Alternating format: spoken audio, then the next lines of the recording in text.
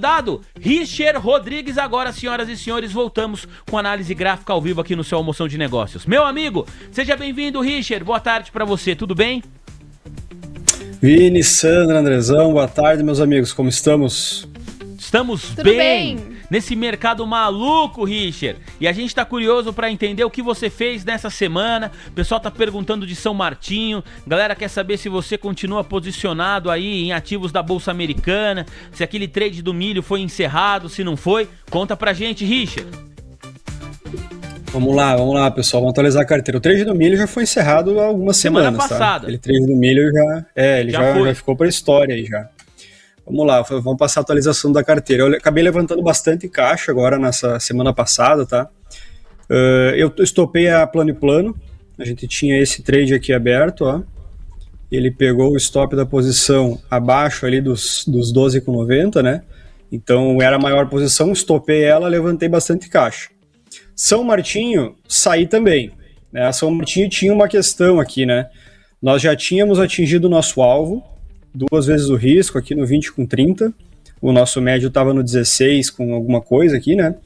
Quando ele chegou no alvo de 2 vezes o risco, eu pude optar por uma coisa. Ou eu zerava a operação, ou eu tentava carregar um pouco mais, subindo o stop gain. Foi o que eu resolvi fazer. Então, eu subi o meu stop lá do 0 a 0 pro 1 para 1, aqui no 16,20, né? Tentando levar, então, a operação lá para cima para o 22,50. Quando aqui foi esse dia de alta aqui no dia 30, quando nós tivemos esse dia de alta aqui, ó, eu aproveitei essa oportunidade e subi o meu stop do 1 para 1 para o nosso alvo antigo. Então agora qual que era a pior situação possível? Eu saí no alvo que eu queria antes. E aí eu poderia tentar alongar a operação um pouco mais. Essa saída aconteceu ontem.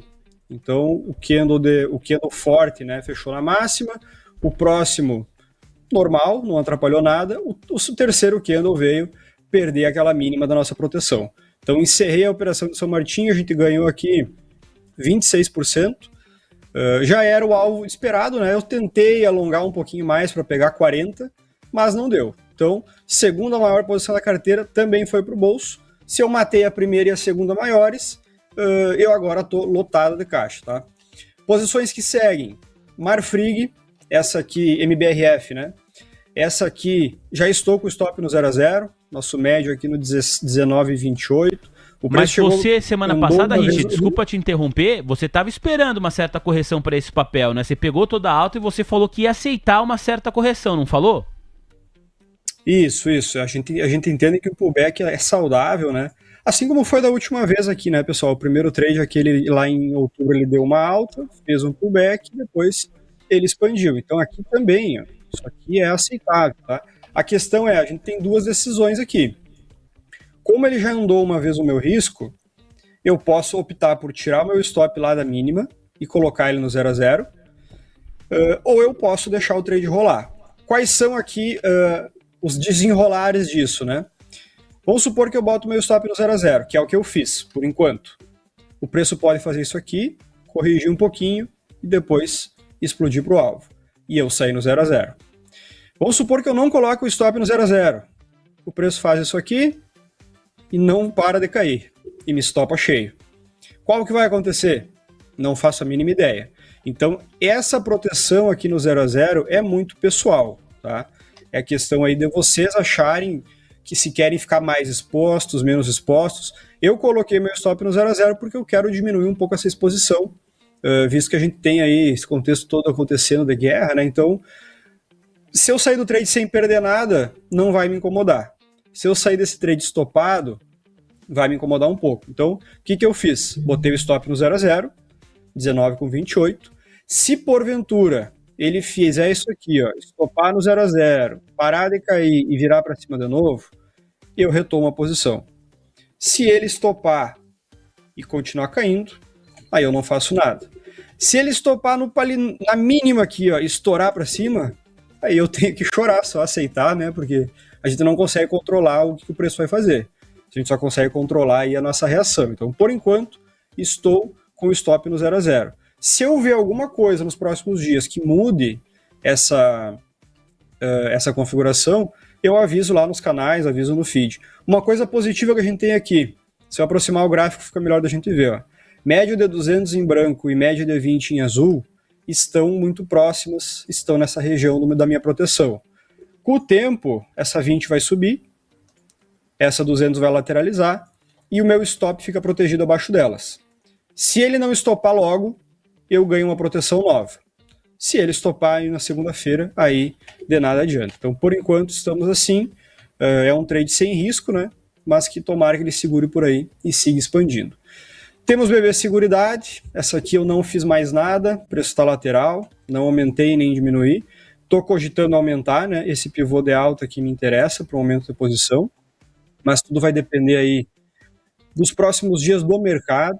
Eu vejo o mercado numa região complexa para tomar decisão, uma região de inflexão, né? Saindo dela eu fico mais tranquilo. A Amazon, intacta também, não sai do lugar há bastante tempo. E eu tenho a venda de Bova, que eu era funding, né?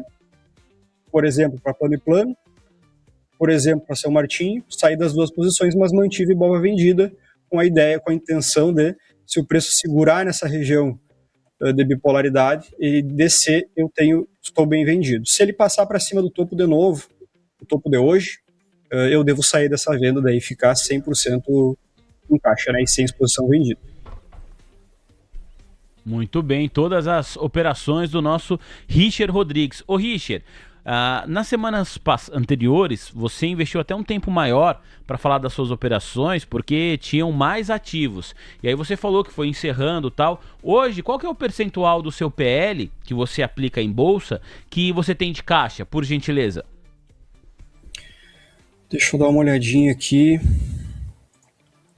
Eu anoto isso aqui para que eu acabo esquecendo. Caixa... Com a zerada da São Martinho, eu fui para 70% de caixa. Então o Richard tem 70% de caixa, 30% do valor que ele aplica em renda variável, 30% aí já posicionados. Você entende que esse volume de caixa, isso é sempre uma questão muito pessoal, mas você está confortável, você está esperando oportunidade, você acha que tem pouco caixa diante desse cenário de volatilidade, pretende aumentar no começo da próxima semana? Você vai para a próxima semana pensando no seu caixa, com qual ideia, Richard? Olha, eu vou pensando com a ideia de oportunidade. Entendo que, vamos supor, se o mercado segura nessa região e cai forte, eu vou esperar uma queda interessante em algum papel, a própria São Martinho, por exemplo, e retomo a posição. Se esse mercado resolve estourar topo, vamos pegar o Ibov aqui, ó. Se ele resolve estourar esse topo histórico, vai ser um movimento que eu não vou participar, tá? Eu não compro aqui em cima. Isso aqui é incogitável, tá? Eu não compro mercado aqui em cima, salvo algumas exceções de alguns papéis pontuais que estão em região baixa, tá? Mas em geral, o mercado aqui em cima a gente tem muitos papéis esticados, né? Se esse rompimento de alta acontecer, eu não vou participar dele, vou ficar com o meu caixa, vou esperar um novo recuo e depois eu gasto ele. Se a queda acontecer, eu busco compras aqui embaixo para tentar subir lá para cima, né? Essa questão eu não penso muito, penso, né? Mas não levo tanto em consideração o quanto de caixa eu tenho, eu levo mais em consideração a exposição total. Então, por exemplo, se eu estou 100% alocado, eu tenho que ter um drawdown máximo de 15% da minha carteira. Ou seja, qual é a conta que eu faço? Se todas as minhas posições estoparem hoje, quanto que eu perco? Esse valor não pode passar de 15% do meu PL. Então eu calculo dessa forma, tá? Quando eu reduzo exposição, eu estou reduzindo mais ainda esse perigo. Então não é uma coisa que eu levo tanto em consideração. O que eu cuido mesmo é a exposição máxima. Eu nunca posso ficar com a carteira exposta além de 15%, caso dê tudo errado. Obrigado, Richard. Vamos para a análise técnica de índice e de dólar também, senhoras e senhores. Antes, duas informações importantes. Uma sobre o presidente dos Estados Unidos, outra a respeito de Vale. A gente começa primeiro com Donald Trump, está aqui na minha tela. Matéria que está publicada no portal G1, na editoria de Economia. Trump vai reduzir tarifas de aço e alumínio para produtos derivados, de acordo com a agência Reuters. Você, Sandra. O presidente dos Estados Unidos, Donald Trump, quer mudar as regras de impostos sobre produtos de aço e também alumínio. A ideia é manter a taxa alta de 50% para a importação desses metais brutos, mas diminuir o imposto para produtos derivados, como peças e eletrodomésticos. Nesse caso, a cobrança ficaria entre 15% e 25%, segundo a agência Reuters. Muito bem. No texto aqui do portal G1, a Casa Branca foi procurada pela Reuters, mas até a publicação do texto não houve resposta, tá bom? Quem divulgou em primeira mão essa informação foi o portal Wall Street Journal. Fechado? Agora, para a gente falar rapidamente sobre Vale, olha, saiu há pouco, a gente falou hoje de alguns relatórios, no Finance News, Bank of America elevou a recomendação para o papel ordinário da Vale. Você tem aí esse texto, Sandrinha? Sim. Então vamos nessa. O time de analistas Bank of America elevou a recomendação para a mineradora Vale. Passou neutro para compra. O preço-alvo da companhia também foi elevado de R$ 95 para R$ 100. A equipe do Banco Americano ressalta que a queda recente dos papéis da Vale não reflete a valorização do minério de ferro. A commodity subiu cerca de 8% desde o início da guerra no Irã. Já as ações da companhia caíram 6,6%.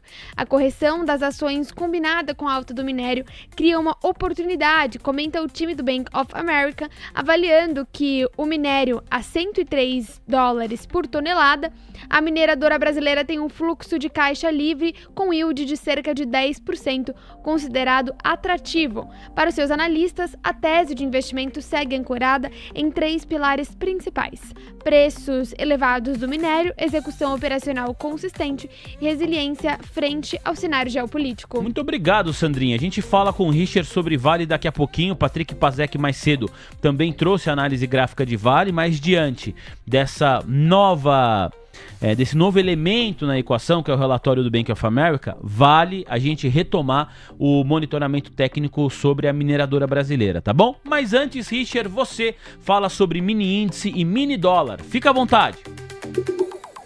Vamos lá, eu tô posicionado nos dois aí, posicionado na venda do índice e na compra do dólar. O índice já pagou o nosso primeiro alvo, tô vendido aqui no 230, stop um pouco acima desse topo, pagou o nosso alvo do 2-1, eu tô tentando pegar essa expansão aqui, Vini, descer um pouco mais. Por quê? Agora a gente entra no contexto, né? Nós estamos protegidos no índice, tá? O que eu vejo nesse índice futuro? Aquela região de bipolaridade que eu conversei com você semana passada, que vinha segurando o preço, né, há boas semanas aí, meses, nós ainda não rompemos ela com convicção, tá? Já houve uma virada de alta, sim, o mercado já está em tendência de alta, sim, mas eu não consigo comprar aqui em cima enquanto ele não faz, de fato, um pivô acima da bipolaridade. Por estar nela, eu busco sinais de venda. Então, o que a gente teve hoje, né? O mercado aqui no gráfico de 10 minutos, ó. Primeiro ele defendeu no suporte, essa era a região do nosso estudo mais cedo, postei aí às 8h40 para o pessoal. Fiquei pendurado numa comprinha aqui embaixo, pagou lindamente, né? Depois, quando ele chega aqui, reparem a força desse candle aqui, ó, que eu estou circulando no 10 minutos. Foi o maior volume que nós tivemos no contrato, esse candle. É um candidato aí a candle de exaustão. Na sequência, o mercado tenta romper topo e não consegue. E começa a fazer essas falhas no curto prazo. Eu busquei uma venda depois disso, tá? Qual que é a ideia? O mercado falhando o rompimento da bipolaridade, ele vem agora voltar para a região de fundo. Então já pegamos aí 1.000 pontos, eu quero ver se eu espicho essa operação um pouco mais. Se ele volta aqui para cima e romper esse topo, aí eu paro de buscar vendas. Vou sair positivo do trade, né, porque eu estou protegido, e paro de buscar vendas tanto hoje quanto nos próximos dias, tá? Esse meio do caminho aqui é normal dar uma segurada, ele pode tanto fazer isso aqui e depois cair, como pode subir reto, como pode perder. Não tem muita informação a ser tirada daqui. Quem já está vendido lá de cima continua, quem está buscando compras, não acho um bom ponto aqui, tá? Só veria compras seguras lá na base do dia de novo. O dólar, esse aqui eu não estou protegido ainda. Estou na operação, mas não peguei proteção. Eu estou comprado no 91, stop aqui abaixo do 79, com alvo para voltar para o topo. Qual que é a ideia do dólar? A gente teve uma abertura em alta, o mercado voltou para a mínima, fez um falso rompimento e segurou. A partir daqui a gente teve uma viradinha interna. Estou tentando trabalhar essa virada aliada aí com o movimento do índice para tentar subir. Por que eu estou buscando compras aqui, pessoal? Porque a gente está ainda naquela região do gráfico diário de suporte do diário. Também não houve uma perda muito convicta aqui. Então eu ainda estou tentando as últimas esperanças de compra quando elas aparecem, tá? Apareceu hoje, estou tentando. Se por acaso perder essa mínima, eu paro de tentar daí. Mas a ideia é, se o dólar segurar aqui, ó, deixa eu desenhar um pouco melhor. Tá distorcido esse gráfico. Se ele segurar aqui, tem bastante espaço para subir. Se ele perde essa mínima, entramos em tendência de baixa, continuamos aquela longa tendência de baixa, e aí não tem como pensar em compra, só em continuidade de venda. Muito obrigado, Richard. Vamos falar a respeito de Vale, por gentileza, o seu monitoramento técnico sobre a companhia, que teve aí preço-alvo elevado, recomendação de compra pelos analistas do Bank of America, que projetam um ativo na casa de R$100. Richard. Vale 3, vamos pegar o semanal. Semanal que a gente consegue ver um pouco melhor o contexto aqui, ó. Gráfico longo, pessoal. Vale rompeu máxima histórica. Movimento esticado. A média de 200 ficou lá longe, no 57. Então, não vejo assimetria compradora para trabalhar esse movimento. Mas ela fez recentemente um pullback no topo rompido e defendeu o comprador de novo. Seria super saudável a gente ver esse movimento expandindo, tá? Já houve uma correção nas médias e na bipolaridade. Mas eu não gosto de comprar aqui em cima, tão distante da média de 200. Então é um papel que eu não fica no meu radar para operar. Mesmo que suba e rompa topo, não é um papel que eu vejo muita oportunidade. Eu gosto de pegar os papéis baratos. Então, aguardaria essa Vale voltar aqui para a média de 200, para depois tentar um trade de expansão. Quem está trabalhando comprado aqui, eu vi que tu falou de um alvo de 100. Sim, a gente tem essa região de bipolaridade de fundo como um possível suporte de curto prazo, e a ideia é que ela tente expandir a perna de alta. Então, se segurar aqui de fato, a gente vai ver o rompimento do 91, e aí, máxima histórica de novo, pode tranquilamente ir para aquela região do 100. Obrigado, meu parceiro Richard Rodrigues. Antes dos pedidos da audiência, a gente tem aqui mais 15 minutos com o Richard Rodrigues. Vamos até 2h40 hoje. Vou pedir, Richard, a análise de alguns ativos que nós passeamos aqui ao longo do programa. Um desses papéis é IRB, IRBR3. Nós falamos mais cedo sobre uma notícia que toca a aprovação de 77,9 milhões de reais em juros sobre capital próprio. A companhia vai pagar proventos em 3 parcelas até o mês de julho. IRB, por gentileza, Richard. IRB, papelzinho enjoado. Nós temos uma tendência de alta no papel já, tá? Ela vem aí, desde 2023 a gente vem fazendo esses rompimentos de topo. Não foi diferente agora em 26, né? A gente teve o rompimento tendência de alta. 47 aqui é o suporte de curto prazo, né? No gráfico semanal. Entendemos que o que está acontecendo agora é um pullback para ela continuar subindo.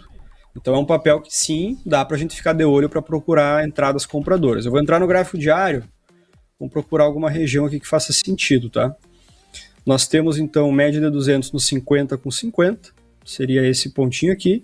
Temos o suporte principal até o 47. O mercado voltando aqui, pessoal, defendendo diário para cima, que agora ele está para baixo, né? Ele vem caindo.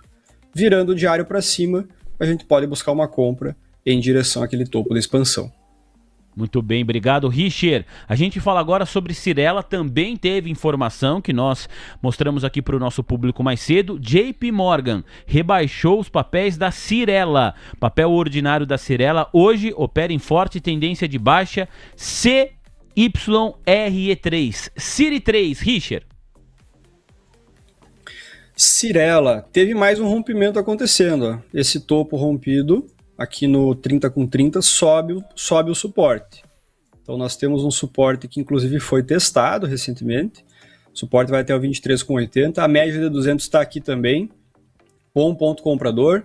O papel corrige caindo, chegou no suporte, está virando para cima. É o cenário de alinhamento que a gente sempre fala aqui.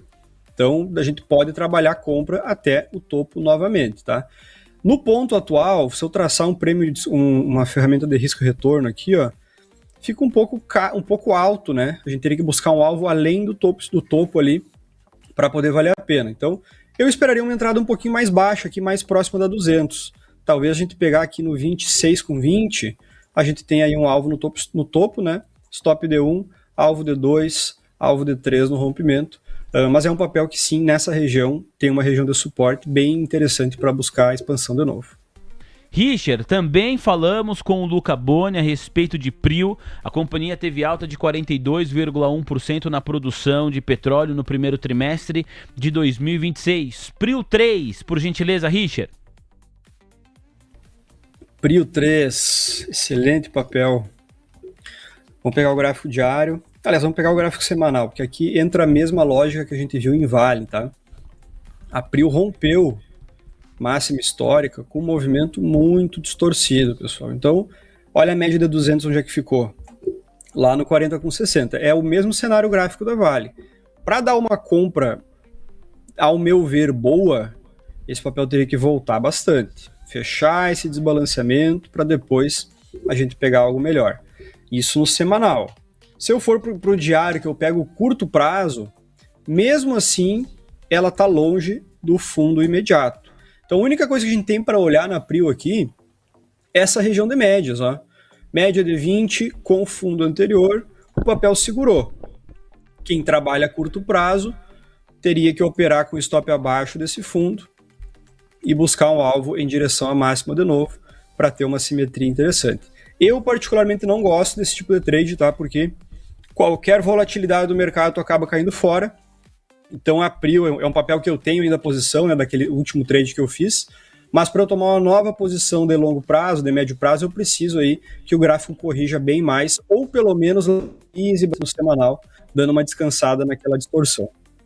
Obrigado, Richard. 10 minutos de pedidos da nossa audiência. O público escreve para cá, a gente faz a pergunta pro Richard. Membro do canal tem prioridade. O primeiro ativo vai ser Mitri, empresa do setor de construção civil. A gente já falou de Cyrela, chegou a vez de falar de Mitri. O Jandir pediu aqui o ativo de Mitri, vamos atender o Jandir. São 1.623 aparelhos conectados de forma simultânea para 2.324 likes. Antes de Mitri, duas informações do cenário internacional. Uma trata realmente dessa questão bélica, do conflito, e outra fala sobre a Amazon, é uma questão microeconômica. Vou pedir primeiro pro Andrezão compartilhar aqui a minha tela, Andrezão. Eu tô no site que o Ike ensinou aqui para todos nós, que é o Ship Explorer, em que a gente olha, deixa eu até atualizar aqui, ó, vamos atualizar junto o site, que a gente monitora aqui em tempo real como tá a situação no Estreito de Hormuz. Então nós estamos aqui observando. Por que eu estou colocando o site aqui? Porque nós temos um diplomata russo, que é o senhor Yuri Uzakov. Ele atua como assessor do presidente Vladimir Putin, e agências internacionais estão atribuindo uma declaração, ou a seguinte declaração a ele: o Estreito de Hormuz está aberto para a Rússia. Então este assessor diplomata que trabalha ali, atua como se fosse um conselheiro de Vladimir Putin, está dizendo que para a Rússia o Estreito de Hormuz está aberto. Olha só como está a situação do Estreito de Hormuz agora, senhoras e senhores. Nós temos aqui os navios parados, longe da normalidade. Existe um navio aqui, ó. Deixa eu ver se a gente consegue abrir o detalhamento. Aqui, ó. Um navio com destino a Dubai, que passou pelo Estreito de Hormuz. Um único navio. Esse verdezinho aqui, ó, a gente tem uma espécie de glossário. Eu vou ver que tipo de navio é esse. Mas é isso, tá com destino a Dubai, senhoras e senhores. A gente tem aqui essa embarcação. Tem uma segunda embarcação aqui com destino a Sohar. Então são dois navios, segundo o Ship Explorer, que passaram pelo Estreito de Hormuz. Um com destino a Dubai, outro com destino a Sohar, a regiões ali que fazem parte do Oriente Médio. Agora, deixa eu ver se eu consigo monitorar o tipo de embarcação. A gente tem um navio de carga, que é esse navio verde, e a gente tem um outro navio aqui, esse aqui em vermelho, que passaram pelo Estreito de Hormuz. De resto, tudo fechado, a despeito do diplomata russo Yuri Uzakov afirmar que o Estreito de Hormuz para a Rússia está aberto. E como a gente sabe que esse estreito é importante, tem um impacto grande na questão do petróleo, a Amazon, segundo o Financial Juice, publicou que vai impor uma sobretaxa de combustível para muitos dos seus vendedores online em 3,5%. Então, a despeito do Trump falar que os Estados Unidos, com o petróleo da Venezuela, não precisa mais do petróleo que vem do Oriente Médio, declaração dada ontem pelo presidente americano, a Amazon está impondo aí essa sobretaxa de 3,5% para boa parte dos seus vendedores online. Tá bom? Informação divulgada pelo Financial Juice. Vamos lá, análise técnica com o nosso Richard Rodrigues, começando com o papel de Mitre, papel ordinário, empresa do setor de construção civil. Richard.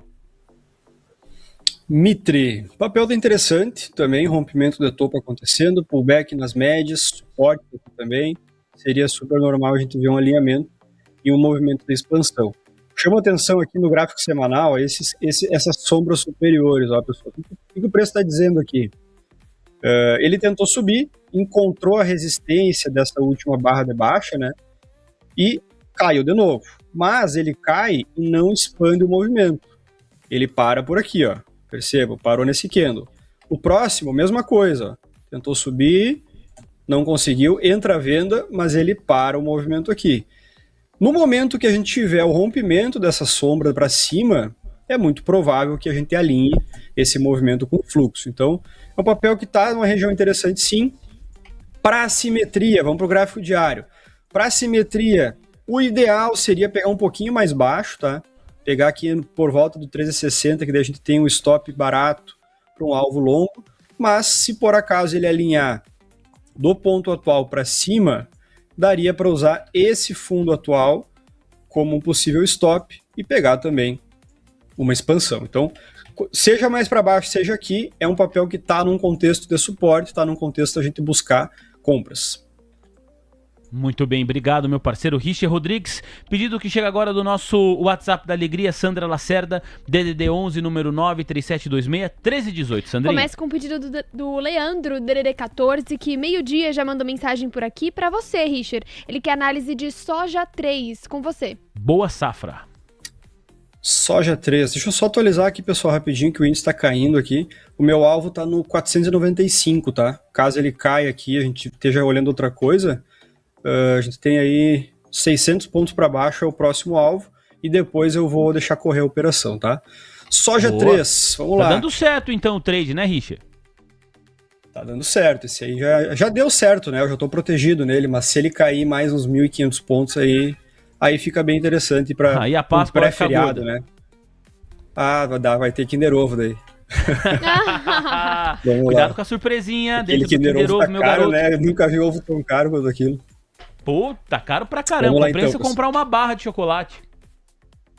A última vez que eu comprei o Kinder Ovo, acho que foi uns 10 anos atrás. Depois disso eu não tive mais condição. Então vamos lá.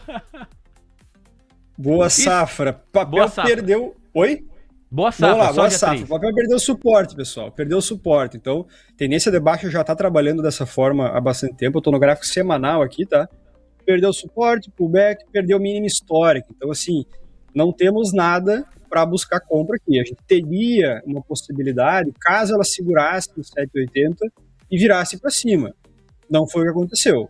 Então, mínima histórica perdida, esse suporte deixa de existir, essa resistência atualizada para a antiga região de bipolaridade, e é um papel que não tem o que a gente buscar aqui, a não ser quando voltar a subir de novo, buscar vendas, tá? Nada para fazer. O gráfico diário, a gente vê sim, depois dessa distorção, né? Vamos colocar as médias aqui, ó. Depois dessa distorção de baixa, é comum sim ver um movimento de alta, só que da forma que eu opero, isso aqui é inoperável, porque eu tenho um alvo curto, um risco alto contra a tendência de todos os tempos gráficos. Então, nada a fazer aqui. Um ponto para quem gosta do papel é a gente esperar esse semanal de baixa se transformar futuramente num semanal de alta, passando o 9,20, passando a média de 200, invertendo aquela estrutura longa, e aí sim é um papel que volta para o radar. Até lá, eu não olho esse papel. Obrigado, Richard. Membro do canal Com Prioridade, o Paulo pede Suzano, SUSB3. Essa aqui, recentemente, você tinha posição nela também, não tinha, Richard? Tinha Suzano. Eu saí da Suzano pelo mesmo motivo que eu saí da São Martinho, tá?